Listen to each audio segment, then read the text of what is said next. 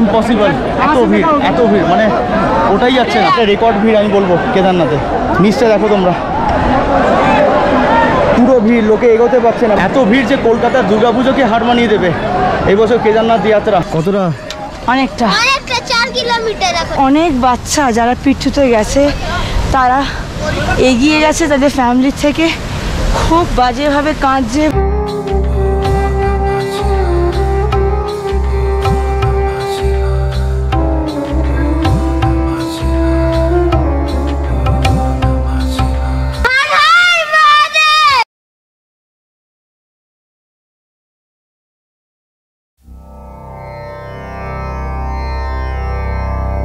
এই ব্লগটা শুরু করার আগে তোমরা সবাই মিলে আমার সাথে বলো হর হর মহাদেব। আপনাদেরকে কেদারনাথ সিরিজের এপিসোড 4-এ আবার স্বাগত। আগের ব্লগে তোমরা দেখেছিলে যে গতকাল রাত্রিরে আমরা প্রচণ্ড দেরিতে হোটেলে পৌঁছেছিলাম। আমরা ভেবেছিলাম যে সকাল 5টা-6টার দিকে বেরোবো, প্ল্যান আগে এটাই ছিল, কিন্তু যেহেতু কালকে রাত্রিরে দেরিতে পৌঁছেছি বলে এখন আমাদেরকে বেরোতে হচ্ছে। ঘড়িতে এখন অলমোস্ট বাজে 7:20। প্রচুর লেট হয়ে গেছে, কারণ এই বছর এত যাত্রীরা ট্রাভেল করছে বাবার দর্শন করার জন্য যে কিছু বলার নেই। মানে আগে রাস্তায় কি হবে কিছুই এখনো বুঝতে পারছি না, সবই কিছু আনএক্সপেক্টেড থিংস হচ্ছে কালকে থেকে। এখানে সমস্ত যাত্রীরা কিন্তু রেডি হয়ে গেছে, মানে সবাই বেরিয়ে পড়েছে ট্রেক করার জন্য। এইটা হচ্ছে আমাদের হোটেলের ব্যাক সাইড, এটা হচ্ছে পার্কিং এরিয়া, আর এই পুরোটা হচ্ছে হোটেল আমাদের জেপিজি প্যালেস। খুব সুন্দর একটা হোটেল। চলো বেশি দেরি না করে এবার বেরোনো যাক।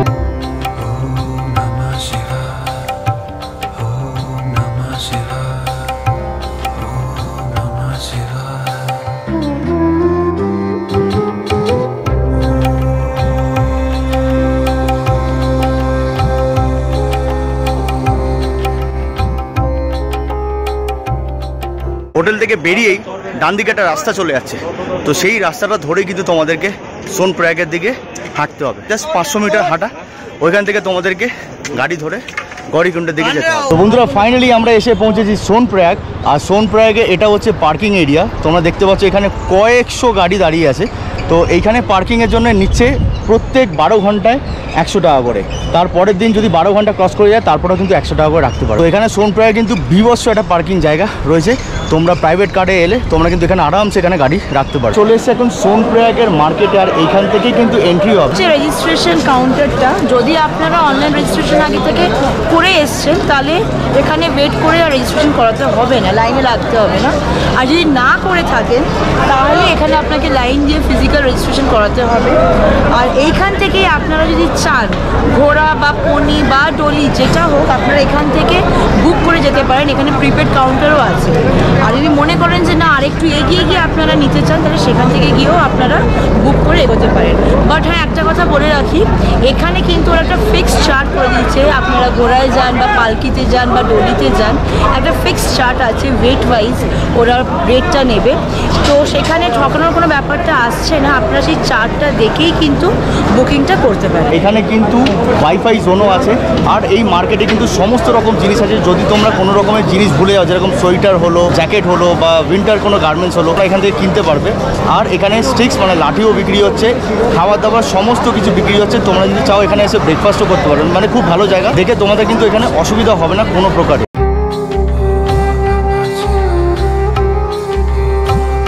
চেক পয়েন্ট থেকে এগোনোর পর আপনারা পেয়ে যাবেন সোনপ্রয়াগ থেকে গৌরীকুণ্ডে শাটেল ট্যাক্সি স্ট্যান্ড। তো বন্ধুরা সোনপ্রয়াগ থেকে গৌরীকুণ্ডের ট্যাক্সির লাইন দেখো। আমাদের দেখে মনে হচ্ছে 1 ঘন্টার আগে আমি ট্যাক্সি পাবো না। এখান থেকে হয়ে গিয়ে সেই ওইখানে গিয়ে শেষ।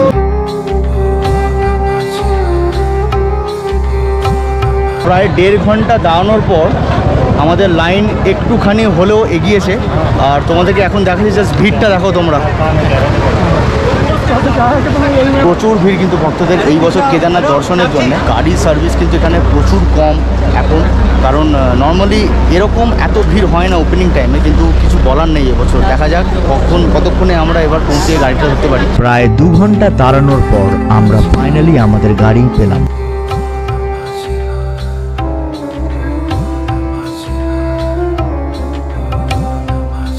বন্ধুরা ফাইনালি আমরা গাড়ি পেয়ে গেছি সোনপ্রয়াগ থেকে গৌরীকুণ্ডের জন্য। আর এটা 5 কিলোমিটারের ডিস্টেন্স আছে সোনপ্রয়াগ থেকে গৌরীকুণ্ড। আর এটার ভাড়া হচ্ছে হচ্ছে পার পার্সন 30 টাকা করে। আপনারা চাইলে হেঁটেও আসতে পারেন এই 5 কিলোমিটার, যদি আপনাদেরকে গাড়ি না করতে হয়। কিন্তু গাড়ি করার জন্য কিন্তু আপনাদেরকে সকালবেলা ভোরবেলা বেরোতে হবে, কারণ প্রচণ্ড লাইন পড়ছে। Few moments later. তো আমরা গড়িকুন্ড পৌঁছে গেছি, আর তোমাদেরকে মোটামুটি 1/2 কিলোমিটার আগে তোমাদেরকে নামিয়ে দেবে। তোমাদেরকে ওইখান থেকে হেঁটে যেতে হবে। আর পেছনে বোর্ড দেখতে পাচ্ছ কেদারনাথ ধাম, তো এখান থেকে আমাদের ট্রেক কিন্তু শুরু হচ্ছে।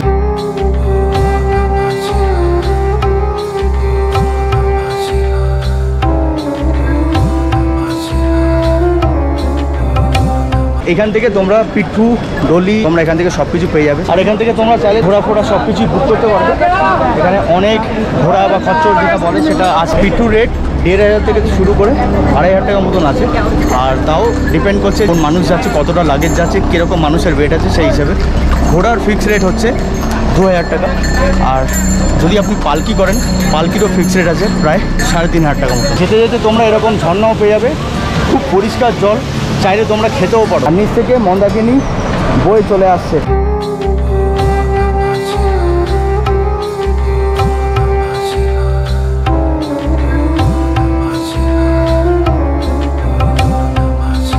এখানে অনেক দোকান আছে, যেরকম ভুলেন কাপড়ের, লাঠি, খাবার ইত্যাদি সব রকমের কিন্তু সুবিধা করা হয়েছে এখানে। তো যদি তোমাদের কিছু দরকার পড়ে তোমরা এখান থেকে ইজিলি কিনতে পারবে।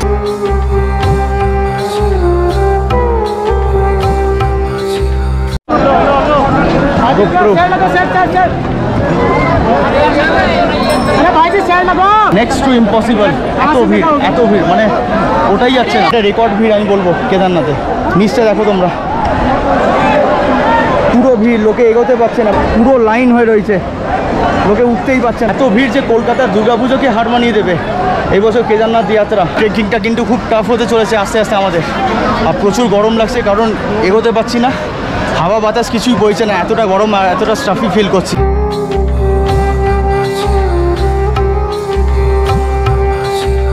মনে ভক্তি আর শক্তি নিয়ে আমরা আমাদের গন্তব্যের দিকে এগোতে থাকলাম।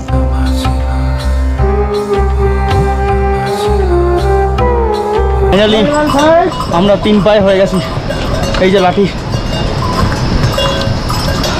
খুব টাফ।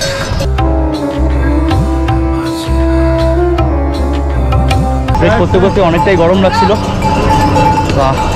এই সোয়েট শার্টটা খুলে দিলাম, কিন্তু ওপরে চড়াইটা অনেকটা।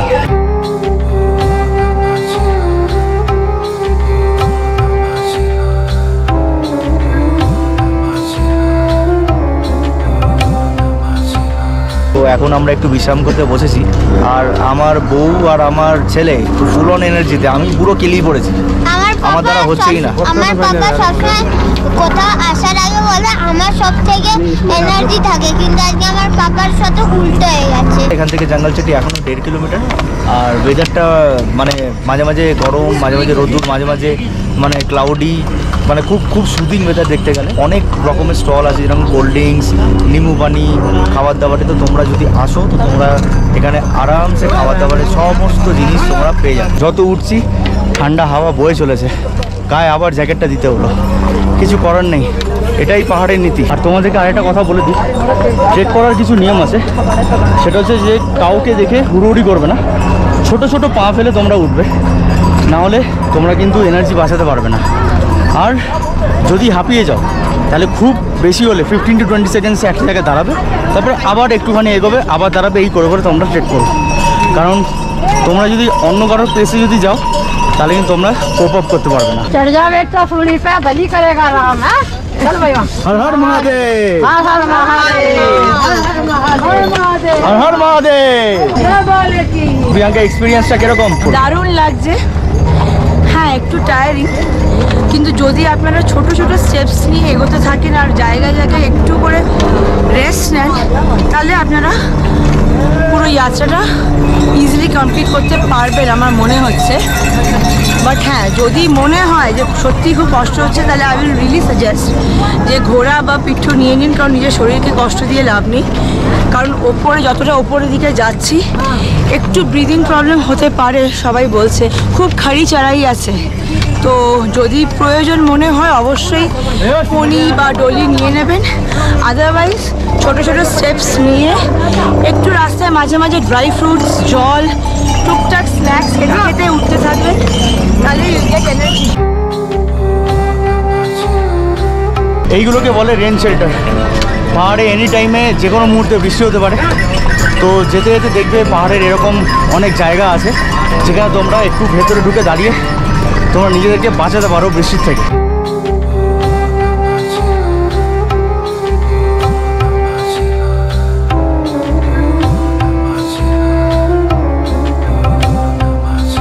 এবছর এত যাত্রীরা এসছে যে ঘোড়া কম পড়ে গেছে, মানে ঘোড়া পাওয়া যাচ্ছে না বলতে গেলে। ঘোড়াওয়ালাদের যখন জিজ্ঞেস করা হচ্ছে বলছে ঘোড়া নেই, এত লোক এসছে এই বছর। আর এইখানে ঘোড়াদের রেস্ট নেওয়ার জায়গা, ঘোড়াদেরকে জল টল খাওয়ানো হচ্ছে, তারপরে আবার এরা নিজেদের মতো নিজেদের পেছে ছুটবে। তো মেরেই দেবে, কিরকম ঘোড়া ভাই। এখন আমাদেরকে এইভাবে গিয়ে সেই ওই পাহাড়ে গিয়ে উঠতে হবে। কলকাতা থেকে বেরোনোর আগে অনেক কিছু বলেছিলাম প্রিয়াঙ্কাকে আর তুইনকে, যে দেখ তোরা পারবি না, আমি ঠিক উঠে যাবো। ঠিক উল্টোটা হয়েছে, আমার অবস্থা 3 কিলোমিটার গিয়েই অবস্থা খারাপ হয়ে গেছে। আর আরও সমস্যা হচ্ছে যে মোটা হয়ে গিয়ে অনেকদিন ধরে ভাবছিলাম ভুঁড়িটা কমাবো, কিন্তু কমাতে পারিনি।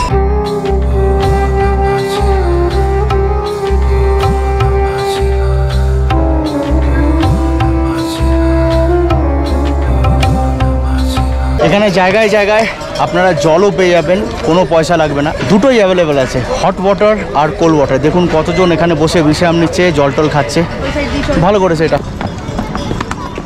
সিঁড়িগুলো দেখুন কতটা ওপরে।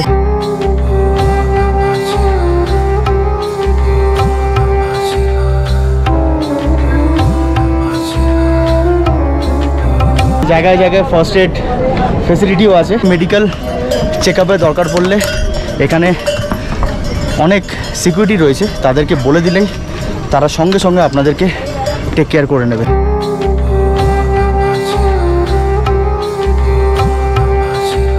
যেতে যেতে চোখে বলল ভৈরব বাবা মন্দির ক্ষীর বাসায়, খুব পবিত্র মন্দির। আপনাদের কেদারনাথ যাত্রার পথেই কিন্তু এই ভৈরব বাবা মন্দিরটা পড়বে।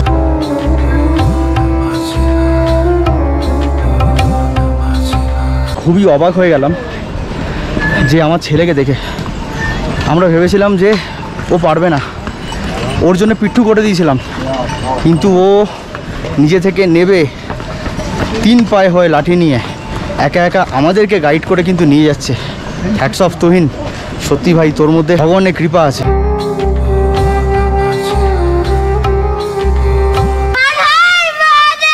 এইভাবে হয়ে এখন সেই ওখানে ঘুরে ওই পাহাড়ে উঠতে হবে এবার।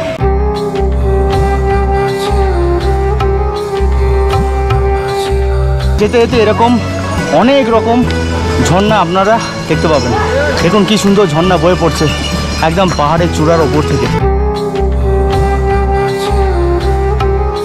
একটু ঝর্ণার জল ভরে নিচ্ছি, আগে গিয়ে মুখ ধোয়ার কাজে লাগবে। আর শুনেছি ঝর্ণার জল খেতেও বেশ মিষ্টি, এখানে অনেকেই ঝর্ণার জল খাচ্ছে, তাই আমরাও ভালো একটু ভরে নিই, খালি বোতল যখন আছে খাওয়া যাবে।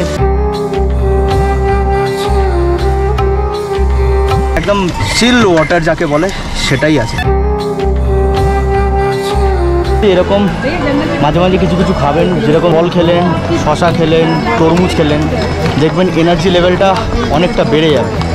শশা খাচ্ছি 30 টাকা করে নিচ্ছি।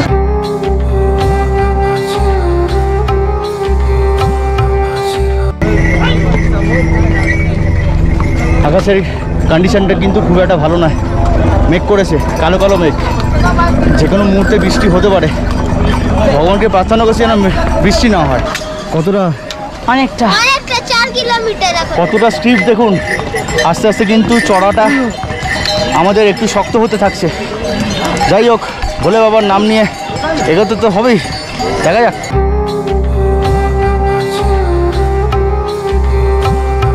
তোমাদের আরেকটা কথা বলে দিই, যদি তোমাদের এনার্জি ডাউন হয়ে যায় তাহলে কিন্তু তোমরা মনে ভগবানের নাম নিও, ভোলে বাবার নাম নিও, দেখবে আস্তে আস্তে তোমাদের এনার্জি লেভেলটা কিন্তু বেড়ে যাবে।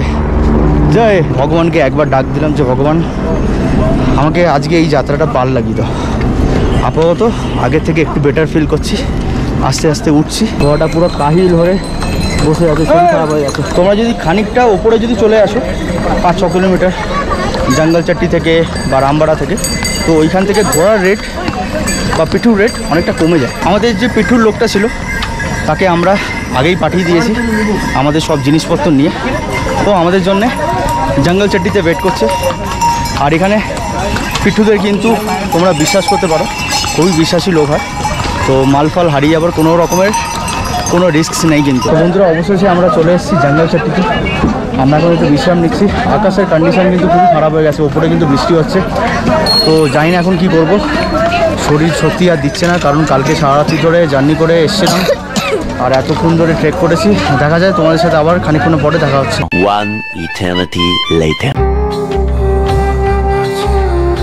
খানিকক্ষণ বৃষ্টি পড়ার পর কাদামাখা রাস্তায় চলতে চলতে মানুষ এবং ঘোড়ার ভিড়ে প্রায় পদপিষ্ট হয়ে আমরা রামবাড়া পৌঁছালাম। বন্ধুরা এসে পৌঁছেছি রামবাড়া, কিন্তু আমাদের 12টা বেজে গেছে।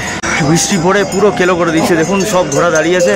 অবস্থা সত্যি খুব খারাপ হয়ে গেছে। তোমাদের জন্য আমি কী করে যে ব্লগ বানাচ্ছি সেটা আমি নিজেই জানি। তো এখন আমি যে জায়গাটায় দাঁড়িয়েছি সেটা হচ্ছে 2013-র যে দুর্ঘটনাটা হয়েছিল সেই জায়গাটা আমি দাঁড়িয়ে আছি। এখান থেকে এখনও প্রায় 10 কিলোমিটার। পিঠুর সাথে দেখা হয়ে গেছে, উনি আমাদের জন্য ওয়েট করছিলেন আর ওনাকে ইনস্ট্রাকশন দিয়ে দিয়েছি একেবারে এবার উনি ওপরে চলে যাচ্ছে আমার ছেলেকে নিয়ে আর জিনিসপত্র নিয়ে, আর আমি আর প্রিয়াঙ্কা আস্তে আস্তে এবার ট্রেক করে ওপরের দিকে যাব। পুরো ওপর থেকে এসে ধ্বংস হয়ে এখান থেকে বয়ে চলে গেছিলো। আর এখান থেকে হচ্ছে ঘোড়ার লাইন, যেটা ওইখানে গিয়ে কানেক্ট হচ্ছে, আর আমাদের লাইনটা হচ্ছে ঠিক এখান থেকে সোজা হয়ে গিয়ে ওই যে ব্রিজটা দেখছো দূরে ওইখান থেকে গিয়ে আবার ওখানে কানেক্ট হবে। রামবাড়া সিন সত্যিই খুব বাজে, স্যাড টাইমস।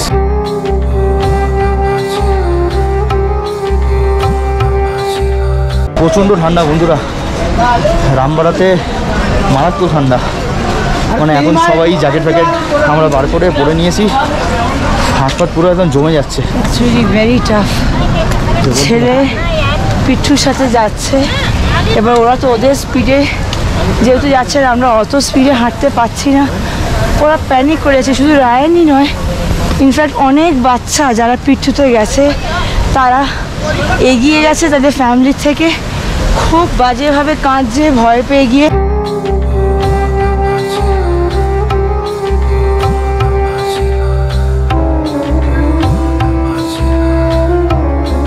আমরা ছিলাম ওই জায়গাটা হয়ে এই জায়গাটা হয়ে এই ব্রিজটা ধরে উঠে আমরা এখন এইখানে। রামবাড়ার চড়াই দেখো কতটা, এতক্ষণে যা চড়াই করেছি তার 3 গুণ ইনক্লাইন্ড। এখান থেকে উঠে আরও উপর হয়ে ওই পাহাড়ের কাছে যেতে হবে। কথা বেরোচ্ছে না মুখ থেকে, শুধু হাঁপাচ্ছি।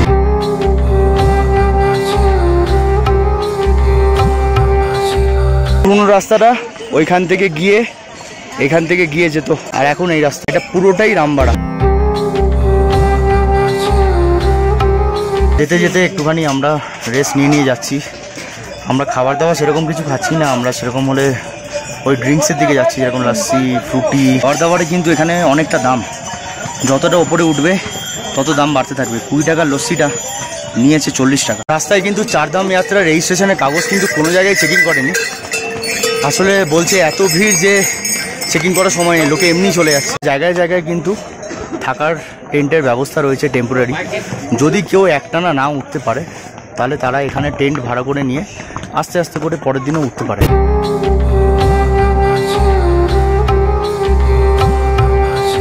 এখানে নিশ্চয়ই কিছু লোক শর্টকাট নিচ্ছে, কিন্তু আমার মতে তোমরা যত শর্টকাট নেবে তত তোমাদের জন্য প্রবলেম হবে।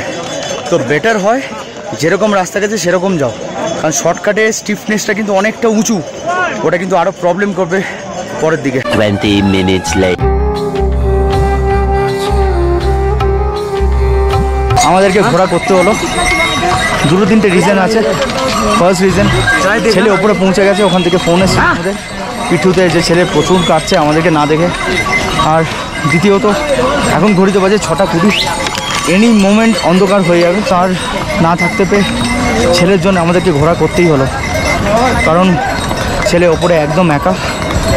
জানি ওরা ভরসার লোক, প্রিয়াঙ্কা প্রচুর টেনশানে আছে, আমিও আছি, ছেলে ওপরে একা, কিন্তু সবই ওপরওয়ালার মর্জি, ওর মর্জি ছাড়া কিছুই হবে না। বাচ্চাদের জন্য সত্যিই খুব টাকা। ছোট লিঞ্চলি থেকে কেদারনাথ মন্দিরের যাত্রা প্রায় 3 কিলোমিটারের দীর্ঘ, যা অপূর্ব প্রাকৃতিক সৌন্দর্যে ভরা। চারিপাশে তুষারবৃত পাহাড়, ঘন কুয়াশা আর তীব্র ঠান্ডা বাতাস এক অনন্য অভিজ্ঞতা এনে দেয়। যখন প্রথমবার বরফে ঢাকা কেদারনাথ পর্বত দেখি, মনে হলো যেন স্বর্গের কোনো এক অংশ চোখের সামনে ফুটে উঠেছে। হৃদয়ে এক অদ্ভুত প্রশান্তি নেমে এলো। অবশেষে কেদারনাথ মন্দিরের কাছে পৌঁছানোর মুহূর্ত ছিল এক আবেগঘন অভিজ্ঞতা। অবশেষে এসে পৌঁছে গেছি বাবা কেদারনাথ ধামে। জয় বাবা কেদারনাথ, হর হর মহাদেব। হাই বন্ধুরা, পুরো এক্সস্ট হয়ে গেছি আমি, ছেলে আর প্রিয়াঙ্কা। আমি তোমাদের সাথে এখন হোটেলে গিয়ে সোজা কথা বলছি। আমরা হোটেলে ঢুকে পড়েছি। পায়ে কাফ মাসেলে প্রচণ্ড ব্যথা হচ্ছে। আমাদের হোটেলটা একদিক থেকে ভালো হয়েছে, একদম বাবার মন্দিরের পাশেই আছে। তো তোমাদের সাথে আজকের দিন থেকে আপাতত বিদায় নিচ্ছি। ঘড়িতে অলরেডি বাজে 10:05। আমাদেরকে একটুখানি রেস্ট নিয়ে এবার ফ্রেশ হতে হবে, কারণ আবার সেই মন্দিরে লাইন নিতে হবে। এখানে সিস্টেমটা বুঝতে হবে কি আছে। দেন তোমাদের সাথে কালকে সকালে আবার দেখা হচ্ছে।